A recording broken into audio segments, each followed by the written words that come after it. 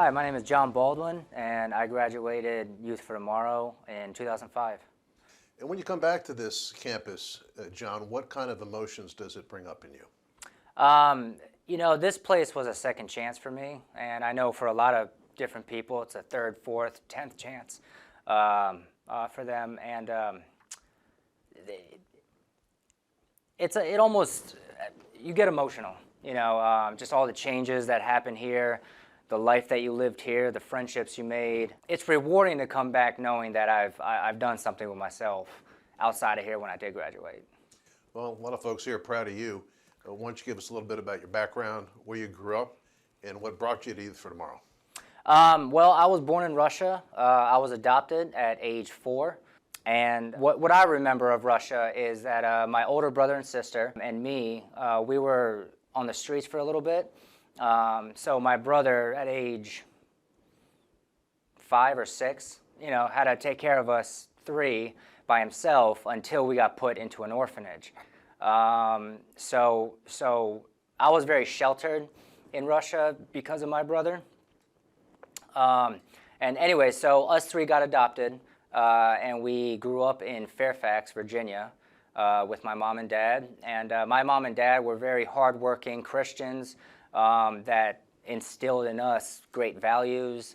But I believe that the struggles we felt in Russia, we brought that to America. So we rebelled, we resented, we disobeyed. I started smoking cigarettes when I was 9 years old. My brother got me into smoking cigarettes when I was 9. I was being actually sexually abused by my brother and my 5th grade teacher. So a lot of disorient in my family growing up from my own causing. So and then when I turned 12, my brother and I got locked up. And long story short, I was locked up for 3 years. I got out when I was 15. And in that time, being away from society, being away from family, from parents, under strict guidance, strict rules, in those 3 years, I learned a lot about myself. I learned a lot about who I didn't want to be anymore. What was your hardest adjustment when you got here? To YFT? Yes. Was it the regimented lifestyle that you had to lead? Or was it, when did you realize that this is a good spot for you? When I ended up at YFT, that was the end of my 3-year journey of being away from society. So I was anxious. I was ready to get back out in the world and, try to make something of myself. So I wanted to,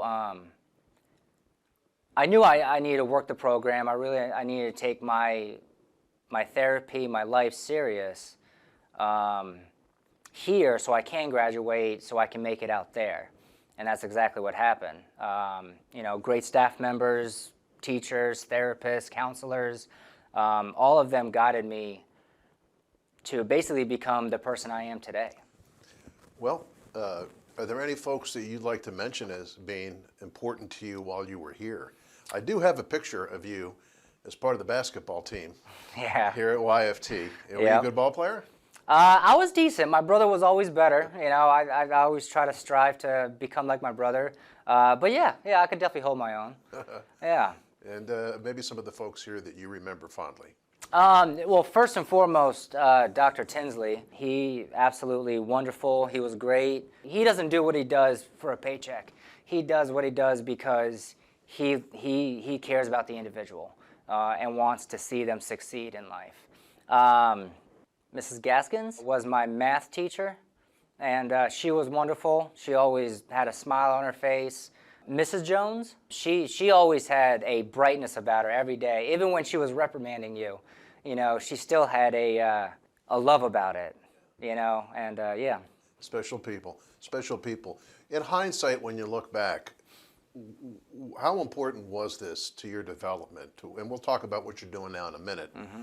But if you didn't come here, what do you think might have happened? Well, I mean, one thing is for sure, I definitely wouldn't have gotten the help I needed, the therapy, the love that I got from all these staff members and counselors, which played a huge part in my recovery.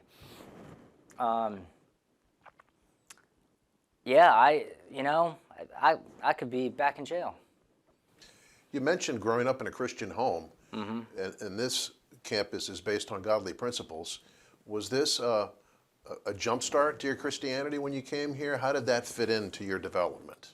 Growing up in a Christian home, in a Christian environment, it was great, but I chose to fade from it. I didn't want to believe it. I didn't want to live that lifestyle. So being here, part of my change in myself,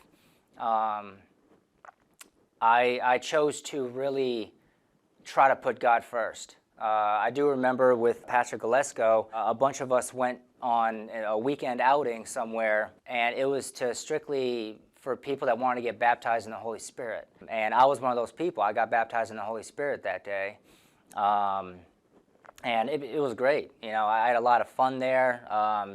Pastor Gillesco and I had wonderful, godly, Bible, Christian talks.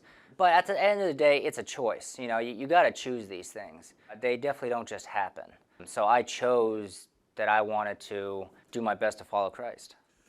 And upon departure from Youth for Tomorrow, give us a little bit about your resume, because right now you put some miles on, don't you? Yeah. Let's see. So right now I'm working for Brinks Armored Truck Security. I've been doing that for almost 3 years now.